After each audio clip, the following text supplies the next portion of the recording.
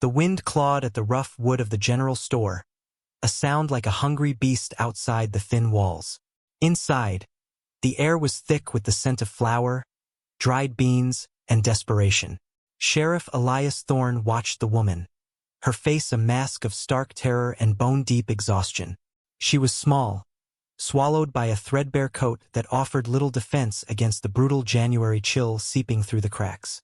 Her hand, trembling, clutched a single loaf of bread against her chest. It was cheap, dense stuff, meant for laborers, but in this town clinging precariously to the edge of the wilderness, it was sustenance, life itself. The storekeeper, a man named Silas with a face as hard and colorless as river stone, was shouting, his voice cracking with outrage that seemed disproportionate to the meager theft. Caught her red-handed, Sheriff. Right out the door. Ain't the first time. I warrant. Lock her up. Elias felt the familiar weight of the badge on his chest, the heavier weight of duty in his gut. He'd seen hunger before, seen how it could drive folks to choices they wouldn't otherwise make. But the law was the law. Theft was theft, especially here where margins were thin and trust thinner. He moved forward slowly, his boots quiet on the worn floorboards. He was a man built for this landscape, tall, spare, with eyes that missed little and gave less away. His face was a study in impassivity, learned over years of keeping the fragile peace in a place where hardship was the only constant. He didn't draw his gun. There was no need. The woman wasn't resisting. She just stood there, cornered, her wide eyes fixed on him with an animal sort of fear, like a deer caught in a sudden blizzard. He stopped a few feet from her. Silas was still muttering curses, flapping his hands. A few townsfolk, drawn by the commotion, peered in from the doorway, their faces grim, unforgiving. Times were hard for everyone. Compassion was a luxury few could afford, and fewer still were willing to grant to a stranger caught stealing. Elias looked at the woman again. Her lips were chapped and blue, her knuckles white where she clutched the bread. There was a fine layer of dust and trail grime on her clothes, speaking of a journey that had been long and brutal. She didn't look like a hardened criminal. She looked like she was about to collapse. He extended a hand, palm up, towards the bread. His voice was low, steady, cutting through Silas's noise. "Mum, I'm the sheriff. You need to hand that over." His tone held no threat, only a quiet authority. For a moment, she didn't move, her eyes searching his face as if looking for something she clearly didn't expect to find. Then, with a shuddering breath that seemed to shake her entire frame, her fingers loosened, and the loaf of bread fell into his waiting hand. It was still warm from the oven, a small, heavy thing that felt incongruous in the middle of this cold, harsh confrontation. He held it for a second, then handed it back to Silas, who snatched it away as if it were tainted. "All right, Sheriff. You know the drill," Silas said, after a hesitant pause, a flicker of uncertainty that might have been weighing escape against sheer exhaustion. She moved, her steps slow and unsteady. He held the door open for her, the wind whipping inside, making her flinch. As she passed him, he caught a faint scent beneath the dust and cold, something metallic, like old blood, and something else, like sickness. He shut the door behind them, leaving Silas and the curious onlookers to their judgments. The walk to the jailhouse was short, the silence between them broken only by the crunch of their boots on the frozen earth and the relentless howl of the wind. He didn't rush her. He just walked, a silent, imposing figure leading a small, broken one towards a fate that felt both inevitable and, for the first time in a long while, profoundly unjust. The weight of the law felt heavy today, not just on his chest, but on his soul. The jailhouse was small, a single main room with a stout wooden cell built into one corner. It smelled faintly of old tobacco, kerosene from the lantern, and the perpetual dampness that afflicted anything built close to the river. Elias lit the lantern hanging from a beam, chasing away the deepest shadows. The cell had a narrow cot with a thin, scratchy blanket. It wasn't much, but it was shelter from the wind, a temporary reprieve from the elements that were often a harsher judge than any man. He opened the cell door. The The sound of the heavy bolt sliding back echoed in the quiet space. "In here, ma'am," he said, his voice still low, devoid of judgment. She hesitated at the entrance, her gaze scanning the small space, her eyes lingering on the cot. It was a place of confinement, but it was also undeniably warmer and safer than the street. She stepped inside slowly, her movements stiff with cold and weariness. Elias closed the door but didn't immediately slide the bolt. He just stood there watching her. She didn't sit on the cot. Instead, she leaned against the cold stone wall, wrapping her arms tighter around herself, as if trying to hold herself together. Her gaze was fixed on some point beyond the walls, lost in a private landscape of hardship. Elias walked over to his desk, a heavy piece of furniture scarred by years of use. He pulled out a clean tin cup and filled it with water from the bucket he kept near the stove. The water was cold, but clean. He walked back to the cell and handed the cup through the bars. "Here, drink." She looked at the cup, then at his face.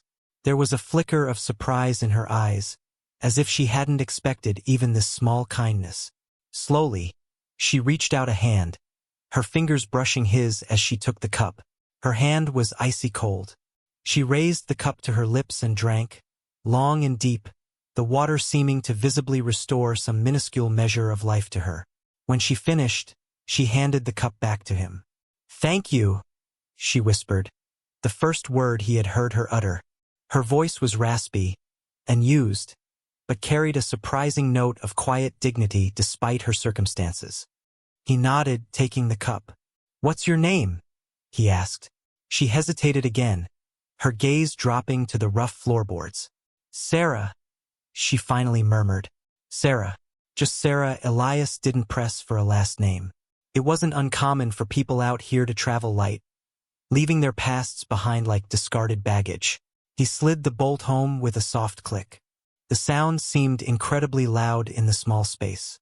Sarah didn't react to the finality of the sound. She just turned her back to him, facing the wall again, her body language a clear statement of withdrawal. Elias watched her for another moment. He could see the tension in her shoulders, the way she hugged herself.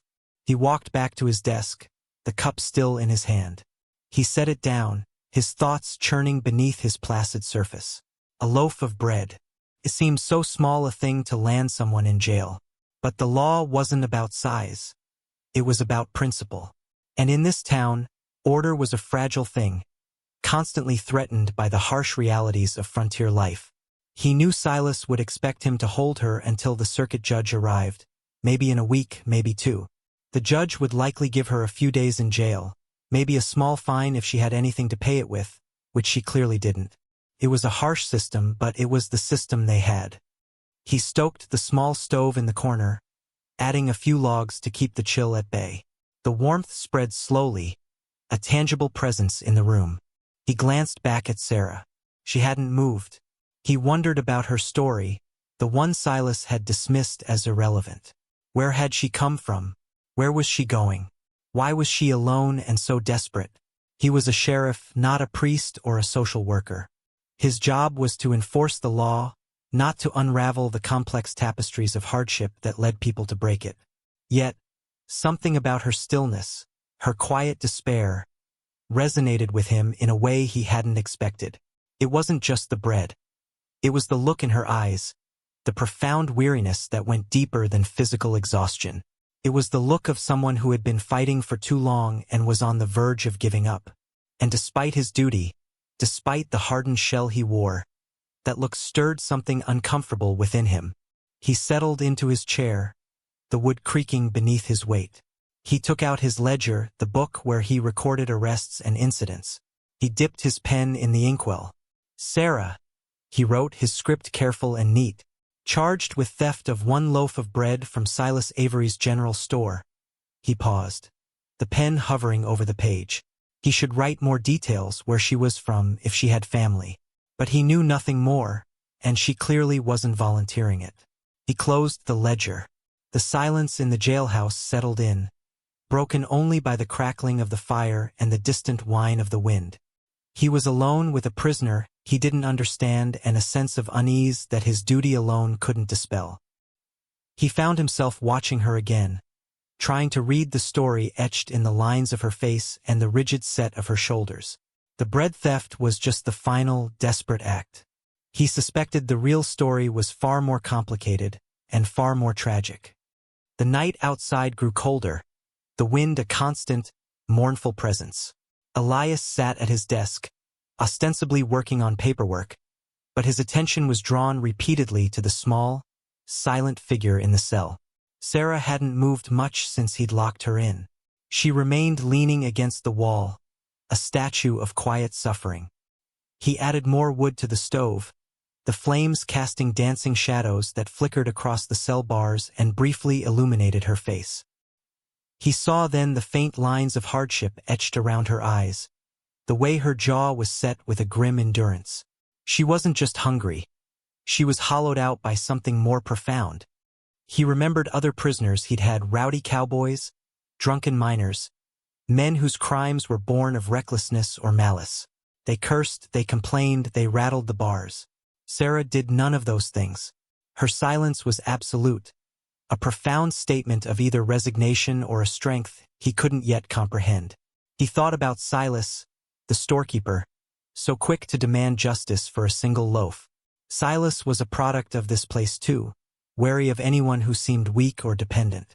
Survival here meant looking out for yourself, trusting no one. Elias had learned that lesson early.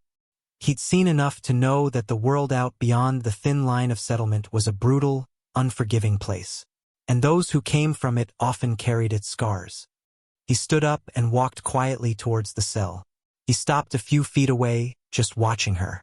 After a long moment, he spoke, his voice soft, not wanting to startle her. "Sarah," she flinched slightly, but didn't turn around immediately. Her head tilted, perhaps listening. "Are you cold?" he asked. It seemed a foolish question. Of course she was cold, but he didn't know what else to say. She finally turned her head, looking at him over her shoulder. In the low light, her eyes seemed enormous, dark pools reflecting the lantern's glow. "Yes," she whispered, her voice barely audible. "A little." He nodded. He walked back to his desk and picked up the extra blanket he kept there, a thicker woolen one than the one on the cot. He returned to the cell and offered it to her through the bars. "Here. It's warmer than that thin thing." She looked at the blanket, then at him. Her gaze was searching, questioning. It was more than just gratitude.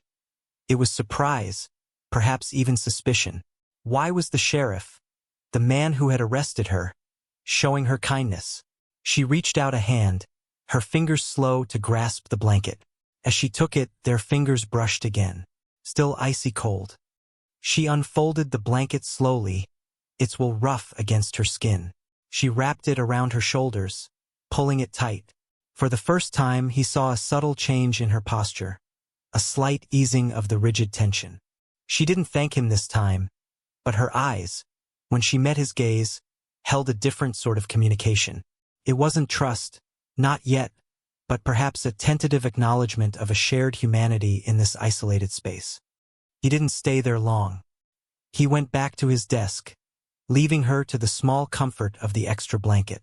The quiet returned, but it felt different now, less heavy, less like a wall between them and more like a space for unspoken understanding. He knew, instinctively, that he couldn't just treat her like any other prisoner. Her crime was rooted in something deeper than simple lawlessness. He thought about the bread again. How hungry must someone be to risk jail, judgment, everything, for a single loaf? How desperate must their circumstances be? He leaned back in his chair, the springs groaning softly. His mind drifted back to his own past, a past he rarely thought about, rarely allowed himself to feel. Hardship wasn't a stranger to him. He'd seen loss, too, felt its sharp edge carve away pieces of his own life. He hadn't stolen bread, but he'd done things he wasn't proud of to survive, things that left their own kind of scars. He'd found a semblance of order and purpose here, in this small, raw town, enforcing a law that felt solid and predictable. But looking at Sarah, Seeing the quiet despair that mirrored parts of his own buried pain made him question that order. Was justice served by locking away a woman whose only crime was trying to survive? Was the law always right, or merely a framework built by those who had enough to protect themselves from those who had nothing? The fire in the stove crackled, sending a shower of sparks up the chimney. The questions hung in the air, unanswered, challenging the core of his identity as sheriff. The next morning broke gray and frigid. A thin layer of snow had fallen during the night, dusting the town in white and muffling the sound of the wind. Elias woke before dawn, the cold seeping into his bones despite the dying fire. He added wood to the stove, watching the flames catch. He glanced at the cell. Sarah was asleep on the cot now, curled into a tight ball under the two blankets. Her face was turned away from him, hidden in the shadows. He made coffee, the smell a small comfort in the quiet jailhouse. He ate a simple breakfast of biscuits and jerky. He considered offering her some food, but hesitated. He wasn't supposed to be running a soup kitchen, and offering her food felt like another step away from the strict impartiality his role demanded. But as the light outside grew stronger, revealing the starkness of the cell and the woman within it, the thought persisted. Hunger gnawed at the body, but despair ate at the soul, and she seemed to have suffered enough of both. He stood up, walked to his small pantry, and retrieved a biscuit. He walked back to the cell and slid it through the bars, placing it gently on the floor near the cot. He didn't speak. He didn't want to wake her. He just left it there, a small, silent offering. He returned to his desk, trying to focus on the paperwork, but his gaze kept drifting back to the cell. After a while, she stirred. Slowly, cautiously, she unfolded herself from the blankets. She sat up on the cot, her gaze sweeping the small cell, then the main room. Her eyes settled on the biscuit on the floor. She looked at it for a long moment, then looked towards him. He didn't meet her gaze directly, pretending to be engrossed in his ledger, but he felt the weight of her eyes on him. She reached for the biscuit, her movements slow and deliberate. She picked it up and held it, turning it over in her fingers. It was a simple thing, just flour and lard, but in her hands, it seemed significant, precious. She didn't eat it right away. She just held it, her head bowed. He wondered what she was thinking. Was she questioning his motives? Was she remembering a time when food wasn't something to be stolen or given grudgingly? Finally, she raised the biscuit to her lips and took a small bite. She chewed slowly, savoring it. Elias felt a strange tightness in his chest watching her. It wasn't pity exactly. It was something closer to a quiet recognition of shared vulnerability, a crack in the hardened shell he usually presented to the world. When she finished the biscuit, she looked at him again. This time their eyes met. Hers were still weary, but there was a flicker of something new, not gratitude, perhaps, but a questioning curiosity. "Sheriff," she said, her voice stronger than the night before, though still soft. "Why?" He kept his face neutral. "Everyone gets fed in my jail," he said, the lie easy on his tongue. It wasn't true. Most prisoners got hardtack and water, but he wouldn't tell her that. She didn't push. She seemed to accept his answer, or at least to understand that he wasn't ready to offer a more complex one. He spent the morning tending to his duties, checking on the horses in the stable, making a round of the town, dealing with a minor dispute between two miners. All the while, a part of his mind remained back at the jailhouse, with the quiet woman in the cell. The routine felt different today, somehow less meaningful. The laws he was upholding suddenly seemed less black and white, more blurred at the edges by shades of gray he usually ignored. When he returned to the jailhouse around noon, he found Sarah sitting on the edge of the cot, looking out the small barred window. There was nothing to see but the snow-covered yard and the gray sky. He made himself some coffee and sat at his desk. The silence returned, but it felt different again. There was a subtle shift in the air, a sense of two people sharing a space, rather than jailer and prisoner. He knew he couldn't keep avoiding the conversation that needed to happen. Silas would be back, asking about the charges, wanting to know when she'd face the judge. He had to understand more about her story, not just for the ledger but for himself. He cleared his throat. Sarah turned from the window, her gaze steady. "Sarah," he began, choosing his words carefully. "Silas wants to press charges. You know what that means," she nodded, her expression grim. "Yes, I know. The judge won't be here for a week or two," he continued.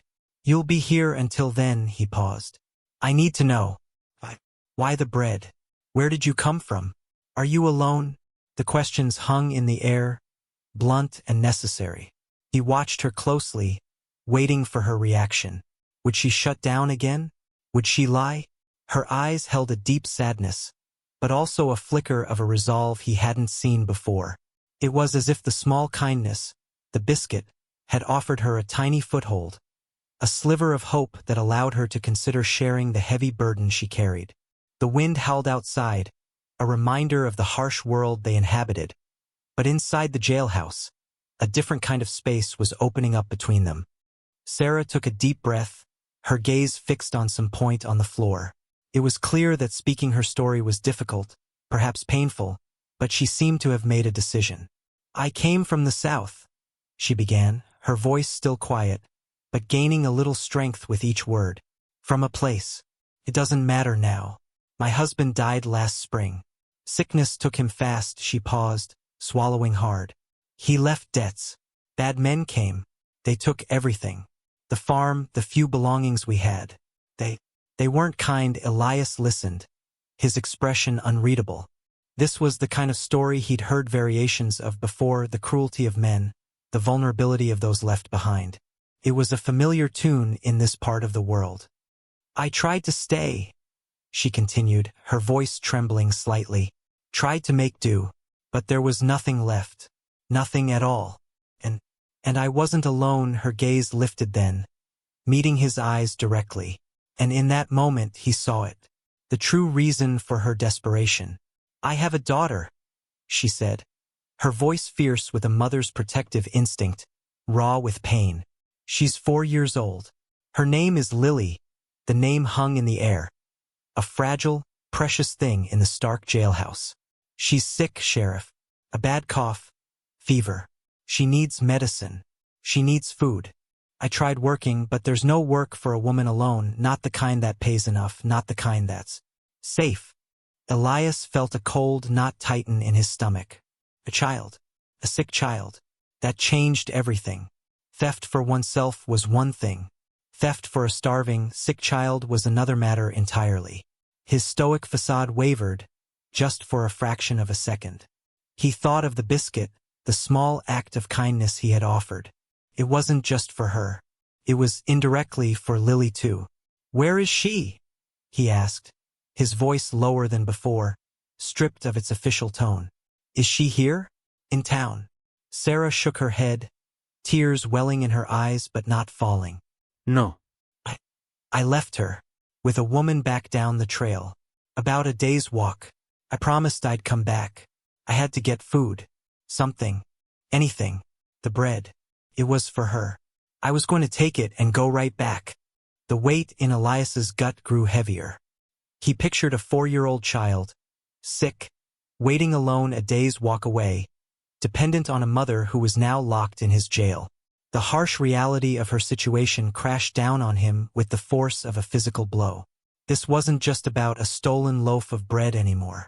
This was about survival, desperation. A mother's love pushed to the absolute breaking point by a world that had stripped her bare. His duty, the law he was sworn to uphold, suddenly felt inadequate, even cruel. How could he punish this woman for trying to save her child? How could he leave that child alone and sick while her mother sat in his cell? Her story hadn't just changed his perspective. It had shattered it. It had chipped away at the foundations of the hard, ordered world he had built around himself and exposed the raw, messy, agonizing reality of human suffering that his job usually allowed him to keep at arm's length. He looked at Sarah, truly looked at her, and saw not a criminal, but a reflection of the relentless, unforgiving nature of life itself, and the fierce, resilient spirit that somehow persisted despite it. The implications of Sarah's story settled over Elias like a shroud.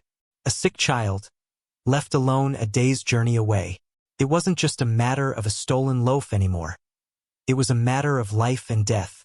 The law was clear on theft, but it was silent on the moral quandary of punishing a mother whose crime was born of necessity, of a desperate attempt to save her child. He paced the small office space, the rhythmic sound of his boots a counterpoint to the silence from the cell. Sarah watched him, her eyes following his movements, a mixture of fear and tentative hope in their depths. She had laid bare her vulnerability, her deepest pain, trusting him with the most precious part of her story. The weight of that trust was heavier than his badge, heavier than the law itself. He stopped pacing and turned to face her. "Silas won't drop the charges," he said, stating the obvious truth of the situation. "He's within his rights. The judge will follow the law." His voice was dry, stating the facts without emotion. He saw Sarah's shoulders slump slightly. She had understood that much from the beginning. But then he continued, his voice changing, becoming lower, more thoughtful. "But leaving your daughter, that's not right. She needs you. Now." He rubbed his chin, his gaze distant. He was thinking, calculating, searching for a path through the tangle of law, duty, and human decency. The law demanded he keep her locked up. Duty demanded he uphold the law. But his conscience, stirred awake by Sarah's story, demanded something else entirely. It demanded action, compassion, a recognition that sometimes the higher law was the one written on the human heart. He knew the risks. Helping her went against everything he was supposed to do. It could cost him his badge, his position, the fragile stability he had built in this town. But the image of a sick, alone child was a powerful one, echoing in the quiet corners of his own solitary existence. He made a decision. It was swift, born not of careful deliberation, but of a sudden, undeniable imperative. "All right, Sarah," he said, his voice firm now, laced with a new resolve. "The law says you stay here, but that little girl needs her mother. And she needs help." He walked over to the cell door, not to open it, not yet, but to stand close, lowering his voice further. "Tell me about this woman who's with her. Can you trust her? Does she know where to find you?" Sarah nodded quickly, hope flickering strongly in her eyes. "Yes, her name is Martha. She's a good woman. Hard life like everyone. I told her I'd be back by evening. I gave her the last of my money, just a few coins, for watching Lily. She knows I was coming here to town for supplies." Elias nodded. That was something. A starting point. "Okay," he said. "Here's what we'll do. I can't just let you out. Not without facing trouble myself. But I can ride out there. I can check on Lily, see how bad she is. I can take her some food, maybe some medicine from the doctor here, if he'll give it to me." Sarah's eyes widened, disbelief warring with immense relief. You would do that? For me? For Lily?" Her voice was thick with emotion. Elias met her gaze steadily. "It's not right for a child to be left alone and sick," he said simply. It wasn't the whole truth. It wasn't just about the child. It was about the woman, about the story that had cracked open something within him. "But you have to stay here, Sarah. At least until I get back. Do you understand? If you try to leave, everything I'm trying to do will be for nothing. Silas will raise hell. The judge. It'll only make things worse." Sarah nodded, tears finally spilling down her cheeks, silent and swift. "I understand, Sheriff. I won't leave. Promise. Thank you. Thank you." The gratitude in her voice was overwhelming. Elias felt a faint blush rise on his neck. He wasn't used to being thanked, especially not by prisoners. He cleared his throat. "All right, I'll get ready. You stay put. Get some rest if you can." He turned and walked towards his desk, leaving Sarah alone with her relief and her waiting. He had a day's ride ahead of him, maybe more depending on the snow. He had to move quickly. The clock was ticking on Lily's health and on Silas's patience. He pulled out a map, tracing a route south, his mind already calculating distances, supplies, and the words he would use to convince the town doctor to part with medicine for a child he'd never met, a child of a woman jailed for theft. The law was a straight line, but life, he was learning, was a complicated, winding trail. And sometimes, a man had to step off the path of duty to follow the path of his heart, no matter where it led. Elias spent the next hour preparing. He packed a saddlebag with jerky, biscuits, and a few apples from his meager stores. He went to the doctor's office, a small, cramped room smelling strongly of tinctures and herbs. Doc Adams was an old man, gruff and cynical, but not without a spark of humanity buried deep beneath years of hardship. Elias explained the situation, omitting the part about the bread theft, focusing instead on a traveler's sick child left with a temporary guardian. He exaggerated the urgency slightly, describing the cough, the fever, painting a picture of a child in distress. Doc Adams grumbled, eyed him shrewdly, but eventually relented, measuring out a small bottle of cough syrup and pressing a tin of fever-reducing herbs into Elias's hand. "Charge it to the town fund, Thorne," the doctor said, though they both knew the town council would balk. "But if that child ain't real or you're pulling my leg, I'll have your hide." Elias thanked him, the small parcel of medicine feeling incredibly important. He went to the stable, saddled his mare, a sturdy, reliable animal named Bess. He swung into the saddle, the cold biting at his face. He glanced back at the jailhouse. Sarah was watching him from the small window, a small, pale face framed by the bars. He nodded at her, a silent acknowledgement of the trust between them, of the mission he was undertaking on her behalf. He saw her lift a hand in a small, hesitant wave. He turned Bess south, urging her into a steady trot. The snow made the trail slow going, and the wind whipped drifts across the path. He focused on the ride, on the rhythm of Bess's hooves, trying to quiet the doubts and anxieties swirling in his mind. What if he couldn't find them? What if the child was worse than Sarah had described? What if Silas found out he was gone and raised a fuss? The day was long and arduous. The landscape was unforgiving, a monotonous expanse of snow-covered hills and bare, skeletal trees. He rode for hours, the silence broken only by the wind and the creak of his saddle. He thought about Sarah, about her quiet strength despite her despair. He thought about Lily, a fragile life dependent on a mother's desperate act and a sheriff's unexpected detour from duty. His own life felt barren compared to the fierce love that had driven Sarah to steal. He had lived a life of solitude, dedicated to the abstract concept of law and order. He had seen the ugliness of the world, the greed and cruelty, and had built walls around himself to keep it out. But Sarah's story had found a way over those walls. It had reminded him that beneath the hardship and the struggle, there was still immense capacity for love and sacrifice, things he had perhaps forgotten, or convinced himself didn't exist in any meaningful way in this harsh reality. As dusk began to settle, painting the sky in bruised shades of purple and gray, he saw a faint curl of smoke rising in the distance. His heart quickened. It was a small, dilapidated cabin, barely more than a shack, tucked into a small copse of trees. He approached cautiously, his hand near the butt of his gun, years of ingrained caution taking over. He dismounted some distance away and approached on foot. The cabin was silent, a single window glowing faintly with lamplight. He knocked on the door, the sound loud in the stillness. The door opened slowly, revealing a woman with a tired, lined face, holding a lamp. Her eyes, wary at first, widened slightly when she saw his badge. "Sheriff?" she asked, her voice hoarse. "Martha?"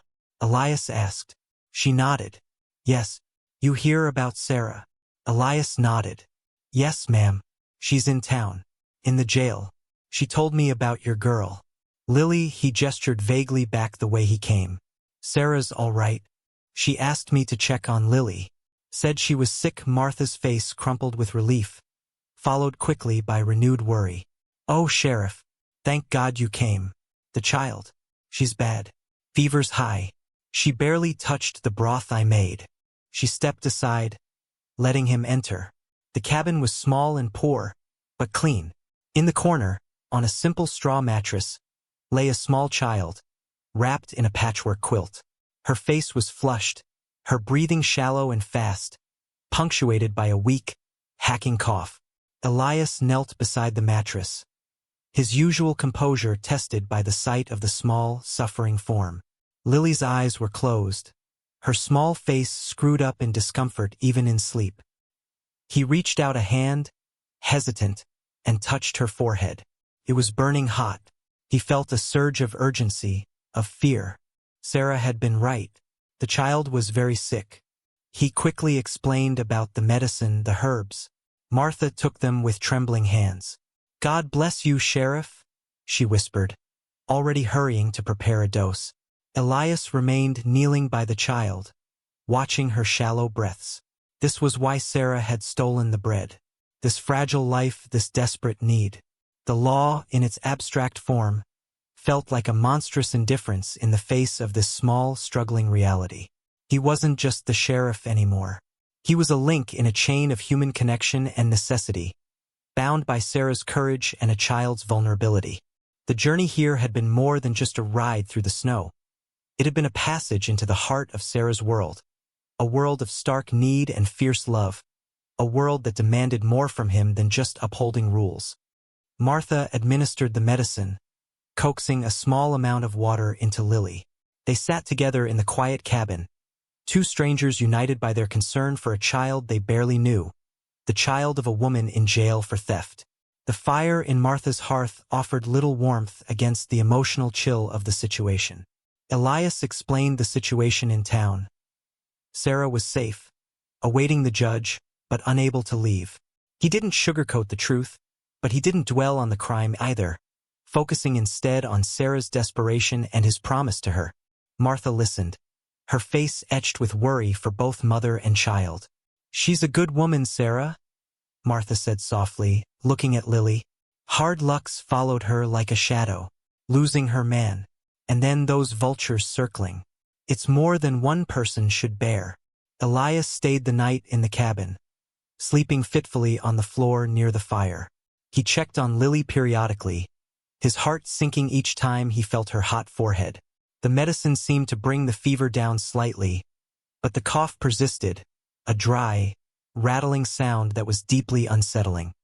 He watched Martha tend to the child with quiet, unwavering care, a reflection of the same resilience he had seen in Sarah. These were the women of this land, tough as saddle leather, facing down hardship with a grim determination that awed him. In the morning, Lily was still weak, but her breathing seemed a little easier, the fever less raging. Martha felt cautiously optimistic. "The medicine helped, Sheriff," she said, her voice filled with weary gratitude. "Thank you, really. I don't know what I'd have done." Elias felt a sense of profound relief. He had kept his promise to Sarah. But the situation wasn't resolved. Sarah was still in jail, and Lily still needed her mother. He couldn't just leave them. He couldn't go back to town and pretend this hadn't happened, pretend Sarah was just another prisoner. He made another decision. It was even riskier than the first, a direct challenge to the established order. "Martha," he said, "I need you to keep watching Lily, just for another day. I'm going back to town, but I'm not going to leave Sarah there waiting for the judge. I'm going to try and get her out." Martha looked at him, her eyes wide with surprise. "But, Sheriff, that's against the law." "Silas, the town." Elias cut her off, his voice firm. "I know what it is, but it's not right. That child needs her mother. And Sarah, she deserves better than a jail cell for trying to save her own flesh and blood." He knew the risks, the potential consequences. But looking at the small, pale face of the child, remembering the raw desperation in Sarah's eyes, he knew he couldn't do anything else. His life, once a clear, predictable path defined by rules and regulations, had suddenly become a tangled mess of conflicting duties and newfound moral imperatives. He had arrested Sarah for stealing bread, but in doing so, he had stumbled into a story that was reshaping his understanding of justice, compassion, and the true meaning of resilience in a world that offered precious little of it. He rode back towards town, leaving the cabin and the sick child behind, his mind set on facing Silas, the town, and the law itself, armed only with the truth of Sarah's story and the conviction that some things were more important than rules. The ride back to town was faster, driven by a sense of urgency and a newly ignited purpose. Elias replayed the conversation in the cabin, the sight of the sick child, the raw need that had pushed Sarah to desperation. He knew the challenges ahead. Silas Avery, the storekeeper, was a stubborn, petty man who wouldn't easily forgive the theft. The townspeople, wary and judgmental, would likely side with Silas and the letter of the law. And the law itself, as embodied by the absent judge, was a rigid, unyielding thing. He reached the edge of town as the sun was setting. He rode straight to the jailhouse, dismounting Bess with a sense of grim determination. He entered the office. Sarah was sitting on the cot, watching the door, her face a mask of anxiety. When she saw him, a flicker of hope ignited in her eyes. "Lily?" she breathed, her voice tight with fear. Elias nodded. "She's alive, Sarah. Fever's high, but she's alive. I gave her some medicine." Martha's with her relief flooded Sarah's face, so profound it seemed to make her tremble. "Thank you, Sheriff," she whispered, tears streaming down her face again. "Oh, God, thank you." Elias felt a lump in his throat. He wasn't used to this level of raw emotion, wasn't comfortable with being seen as a rescuer. He was just a man trying to do what felt right. "Sarah," he said, his voice serious, "I rode back here because I can't leave you here waiting. Not with Lily sick. I'm going to try and get Silas to drop the charges. It won't be easy." Her expression shifted from relief back to apprehension. "He won't," she said, shaking her head. "He's hard. He'll want me punished." "Maybe," Elias conceded. "But I have to try. Your story changes things." It should change things. He walked over to the cell door. He hesitated for a moment, then slid the bolt back. The heavy thud echoed in the small room. Sarah looked at the open door, then back at him, her eyes questioning. "Sheriff?" she asked, confused. "What?" "I'm letting you out, Sarah," he said, his voice quiet but firm. "Not free. Not yet. But out of that cell. You can wait in the office. It's warmer. And I need to talk to you. Plan this out." She rose slowly from the cot, her movements stiff. She stepped out of the cell, blinking in the brighter lamplight of the office. She looked around the small room, her eyes lingering on his desk, the stove, the window. It was a small space, but it represented a significant shift from the confinement of the cell. "Sheriff," she said, her voice still laced with uncertainty. "If Silas finds out I'm not locked up, Silas finds out what I tell him," Elias said, his jaw set. "For now, you were never out of that cell. Understood?" Sarah nodded, her gaze steady. She understood. She was placing her fate entirely in his hands. He gave her a chair by the stove. The warmth seemed to sink into her bones, easing some of the tension from her posture. He sat at his desk, facing her. "All right," he said. "First things first. Food. You need to eat something substantial." He got up and went to his pantry, returning with leftover stew from the night before. He heated it on the stove and gave her a bowl. She ate slowly at first, then with more hunger, finishing every drop. The color returned faintly to her cheeks. While she ate, Elias explained his plan. He would go and talk to Silas, explain about Lily, try to appeal to any scrap of decency the man might possess. If that failed, he would try to rally some support in town, perhaps from the doctor or others who might understand the severity of the situation. It was a long shot, he knew. This town wasn't known for its charitable spirit. But he had to try. Sarah listened intently, offering quiet insights when asked, her mind sharp despite her ordeal. She knew the people in town were likely to be hostile, seeing her as a thief and a burden. "Silas won't listen to reason, Sheriff," she said when he finished laying out his plan. "He cares only about his loss. And the others, they'll just see another mouth to feed, another problem. Especially a woman with a child and no man." Her words were not despairing, but simply stating a harsh truth she had lived. Elias nodded, acknowledging the validity of her assessment. "Maybe," he said, "but we have to try. We can't just wait for the judge. Not with Lily sick." A new kind of partnership began to form in the quiet jailhouse that night.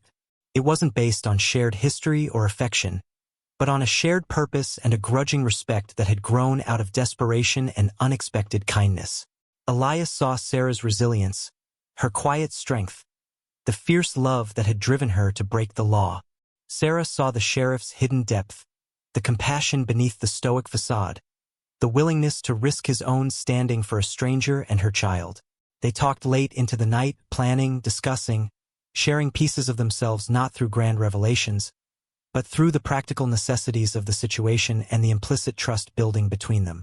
The jailhouse, usually a place of isolation and confinement, became, for a time, a sanctuary, a space where the harsh lines of the law blurred and the contours of human connection began to take shape. The next morning, fortified by a plan and a growing sense of determination, Elias left Sarah in the jailhouse office with strict instructions to stay put. He rode Bess the short distance to Silas Avery's store. The air was still biting cold, the sky a flat, unforgiving gray. He dismounted and entered the store, the bell above the door jangling loudly. Silas was behind the counter, wiping it down with a damp cloth, his expression sour. He looked up, his eyes narrowing when he saw the sheriff. "Thorne," he said, his voice clipped. "Come to give me that thief's name for the ledger." Elias walked over to the counter, his posture relaxed, but his eyes steady. "Silas," he said, "we need to talk about that woman, Sarah." "Nothing to talk about," Silas retorted, his voice rising. "She stole from me. Simple as that. She'll face the judge. I want restitution and I want her punished." "She stole a loaf of bread, Silas," Elias said, keeping his voice level. "She did it because her daughter is sick. She's got a 4-year-old girl, a day's ride from here with a bad fever and cough. Sarah was trying to get food and medicine for her." Silas scoffed, a harsh, unpleasant sound. "A sick child? Likely story, Sheriff. They all got excuses. She's a thief. Plain and simple. I rode out there last night," Elias stated, his voice gaining a quiet force that made Silas pause. "Saw the child myself. She's real, Silas. And she's sick. I took her some medicine. But she needs her mother." Silas stared at him, surprised by the revelation that Elias had left town on such an errand. "You rode out there? For a thief's brat? What kind of sheriff are you, Thorne?" "The kind that knows the difference between a criminal and a desperate mother," Elias said, his voice hard now. "That bread wasn't for her belly, Silas. It was for her child's life." He leaned forward slightly, his gaze holding Silas's. "I'm asking you to drop the charges. Let her go back to her daughter. She's got nothing, no money for restitution.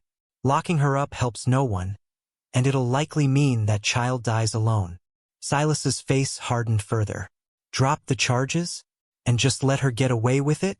Set a precedent? What about my loss? My property?" He slammed his hand on the counter. "No, Sheriff. "I won't do it. The law is the law. She stole. She pays." Elias felt a wave of frustration and anger wash over him. Silas was immovable, blinded by his own petty grievance and a rigid adherence to rules that lacked any form of mercy. "Silas, think about that child." "I'm thinking about my store," Silas cut in.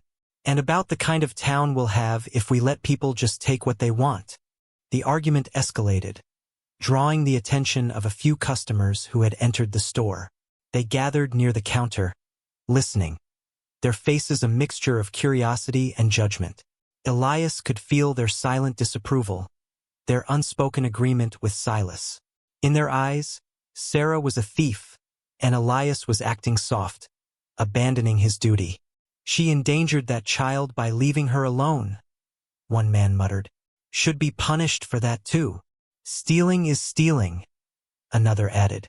The tide of opinion was against them. Elias saw the futility of arguing further with Silas. His only hope was to try and garner support elsewhere. He turned from Silas, addressing the small crowd that had gathered.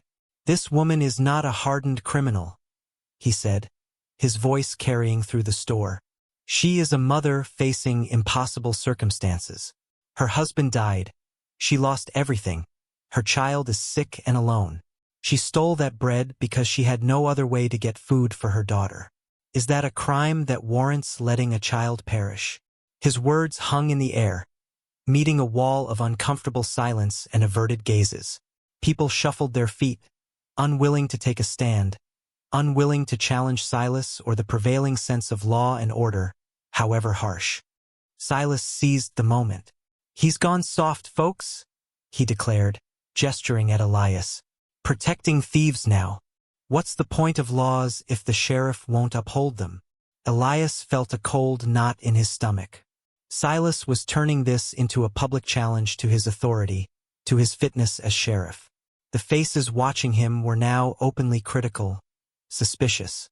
He had taken a risk, and it seemed it was about to backfire, leaving Sarah trapped and his own position precarious. The confrontation had reached a critical point, testing the very fabric of the small community and the unexpected bond he had formed with a woman jailed for stealing a loaf of bread. The climax was not just about Sarah's freedom, but about Elias's soul, and the kind of justice this town would choose to embody. The tension in Silas's store was thick enough to cut with a knife. The townspeople watched, their faces impassive, waiting to see how their sheriff would handle this challenge to his authority. Elias felt the weight of their judgment, the pressure to retreat, to fall back into the predictable lines of duty and law. But the image of Lily, small and feverish in the dim cabin, was burned into his mind. He couldn't back down. He held Silas's gaze, his own eyes unwavering. "My job is to uphold the law," Elias said, his voice low and steady, projecting calm he didn't entirely feel. "But it's also to protect the people in my charge. And that includes a sick child who will die if her mother can't get to her." He swept his gaze across the faces of the onlookers. "Are you all so comfortable with your full bellies and warm houses that you can condemn a mother for trying to feed her starving child? Is that the kind of community we are?" His words landed with a dull thud. No one spoke. They avoided his eyes, shifted uncomfortably. Their silence wasn't agreement, but it wasn't open opposition either. It was the silence of people who didn't want to get involved, who preferred to let the established order handle unpleasantness. Silas, emboldened by their tacit support, smirked. "Empty words, Sheriff. The law is clear. Theft is theft. She goes to jail. Until the judge comes, and after, if he says so." Elias knew arguing further was useless. He had to find another way. He turned, his gaze catching the sympathetic, though fearful eyes of Doc Adams, who had arrived during the commotion. Doc Adams gave a small, almost imperceptible nod. It was a sign, a sliver of support in the cold, unforgiving crowd. Elias took a deep breath. He wouldn't get Silas to back down here and now, but he could buy time. He could appeal to a different form of justice, one based on necessity and mercy. "All right, Silas," Elias said, his voice regaining its official tone. "The woman is in my custody. She will remain in my custody until the circuit judge arrives. That is the law. I will follow it." Silas looked momentarily triumphant. But then Elias added, his voice carrying a quiet authority that demanded attention. "However, the law also allows for a sheriff's discretion in certain circumstances. Given the extreme nature of her desperation and the potential outcome for her child, I will be requesting leniency from the judge, and I will be presenting the full circumstances of her case, including the fact that she stole the bread only out of necessity for her sick child." He paused, letting his words sink in. He was putting Silas on notice. He wasn't just going to lock her up and forget about her. He was going to fight for her within the system, using the small amount of leverage his position afforded him. "Furthermore," Elias continued, looking directly at Silas, "any attempt to interfere with my handling of this case, or to cause trouble for this woman or her child, will be met with the full force of the law. Do we understand each other?" His tone was steely, leaving no room for doubt. He wasn't just making a request. He was laying down a boundary. Silas spluttered, clearly infuriated but hesitant to openly defy the sheriff when he was speaking of the full force of the law the onlookers shifted nervously. They were uncomfortable with the confrontation, with the sheriff taking such a strong stance on behalf of a thief. But he was still the sheriff, the figure of authority, and he was now explicitly invoking the law to protect the woman, not just punish her. It was a subtle but significant shift, one they didn't quite know how to react to. Elias didn't wait for a response. He gave Silas one last hard look, then turned and walked out of the store, leaving the tense silence behind him. He mounted Bess and rode back to the jailhouse. He found Sarah waiting by the stove, looking anxious. He closed the door behind him and locked it. "What happened, Sheriff?" she asked, her voice trembling. "Did he?" "He didn't drop the charges," Elias said, his voice weary. "He's stubborn. And the town, they don't want to see it. But I didn't back down. I told him I'd fight for you with the judge. And I warned him to leave you alone." He walked over to her, taking a seat at his desk. "It's not over, Sarah," he said. "The judge is still coming. But we have time. A little time. Enough, hopefully, for Lily to get stronger. And enough time for me to figure out what else we can do." He looked at her, truly seeing her strength, her resilience, the way she faced down despair and judgment with quiet dignity. He had set out to arrest a criminal, but he had found a woman who had faced unimaginable hardship and still fought for the life she cherished. Her story had not only challenged his understanding of the law, it had fundamentally altered his view of humanity, revealing the extraordinary capacity for love and sacrifice that could exist even in the most brutal circumstances. He spent the next few days navigating the delicate situation.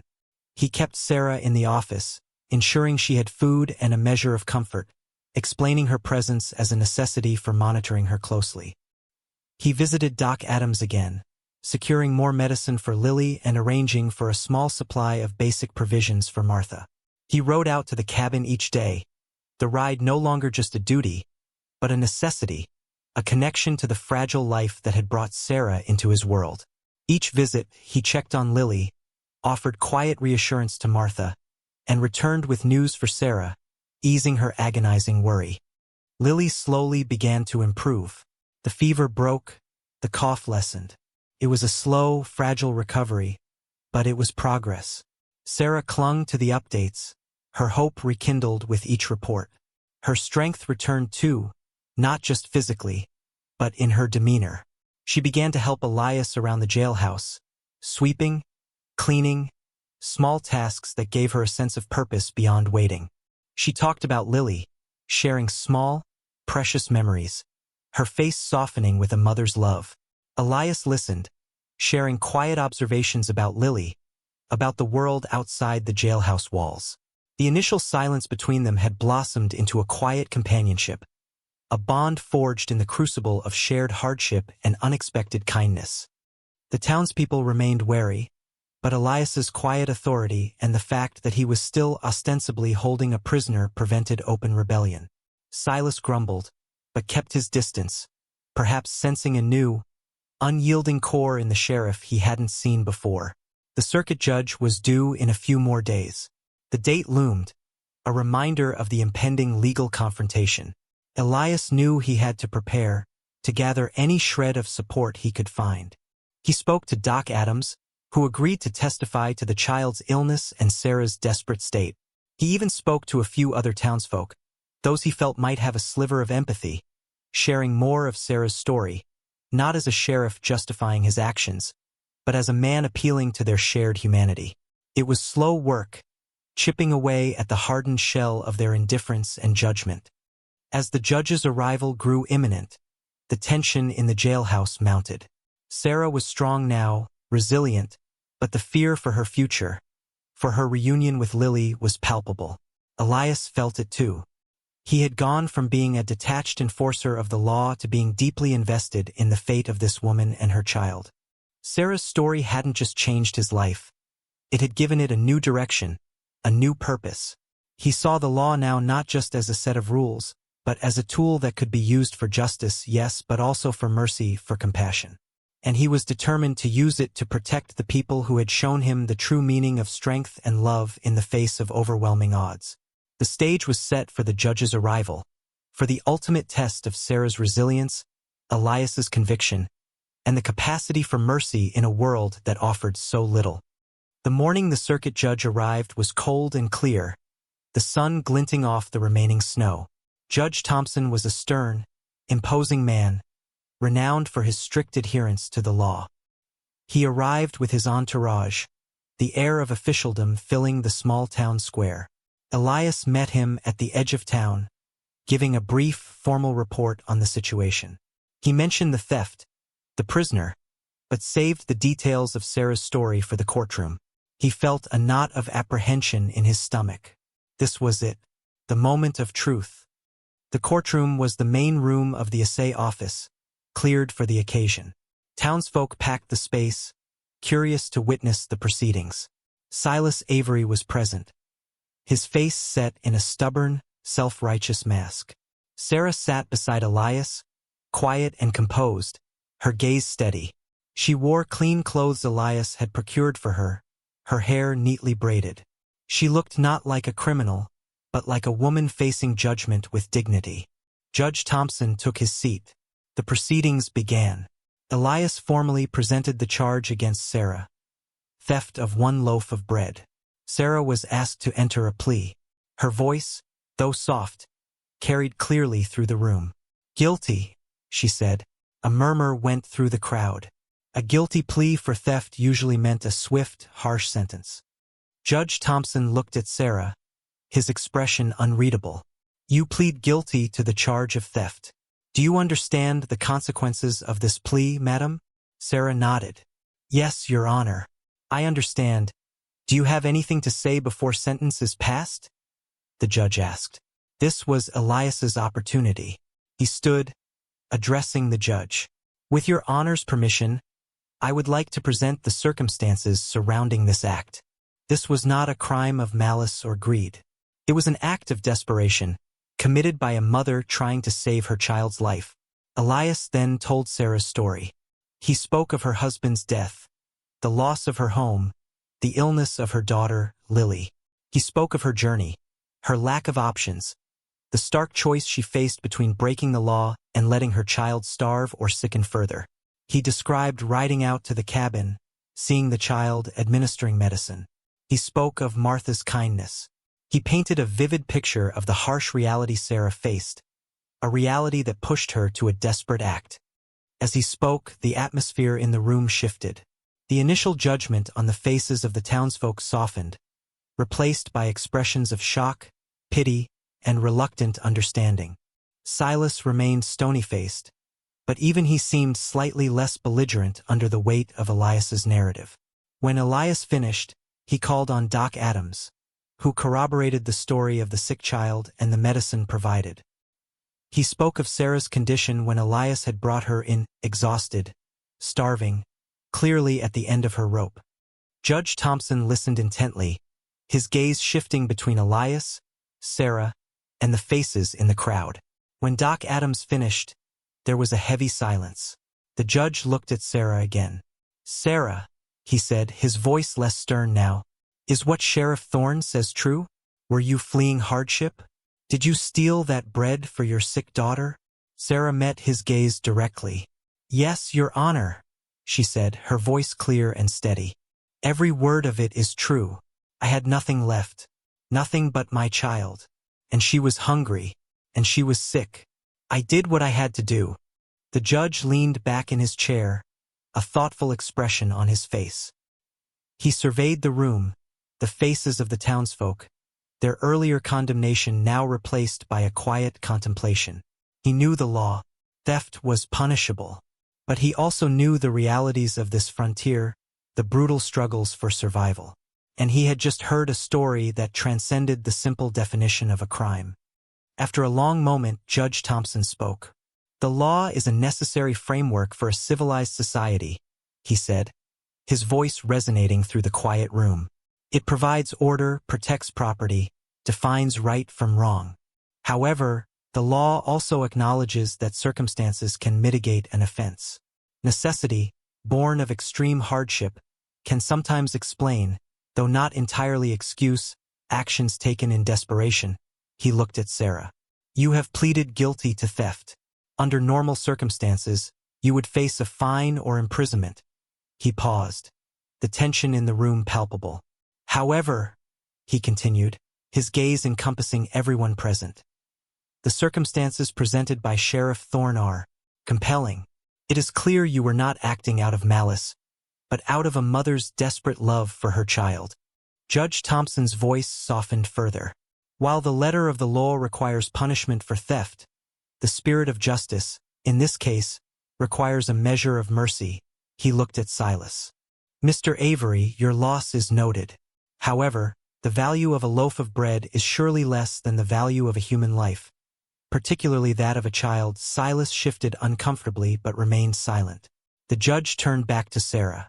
Therefore, I find you guilty of theft.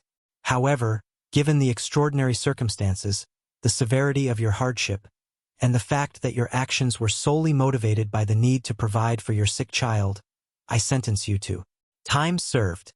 A collective gasp rippled through the room, followed by a murmur of surprise. Time served, it meant she was free to go. Sarah's eyes widened in disbelief, then filled with overwhelming gratitude. Tears streamed down her face, silent but profound. Judge Thompson wasn't finished. He looked out at the assembled townsfolk.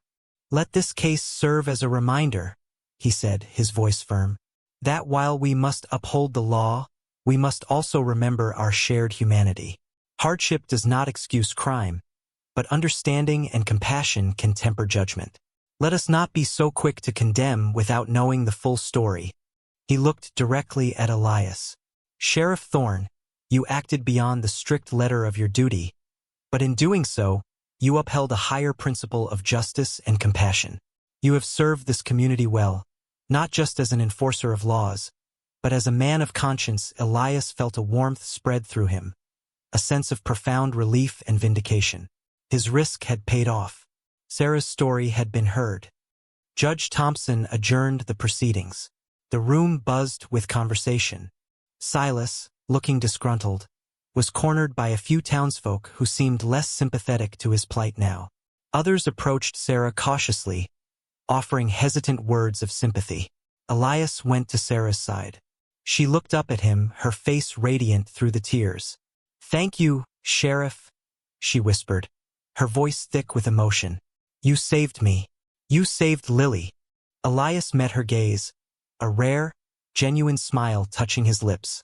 You saved yourself, Sarah, he said, by enduring, by fighting. Your story did the rest. He felt a profound change within him. The hardened shell had cracked, allowing in the light of human connection and empathy. His life as sheriff, once a solitary path defined by duty, had been irrevocably altered by the woman he had arrested for stealing bread. He hadn't just enforced the law. He had helped bend it towards mercy, guided by a story of resilience and love that had changed his perspective forever. The future was still uncertain, but standing there with Sarah, in the midst of the buzzing courtroom, he felt a sense of hope he hadn't experienced in years.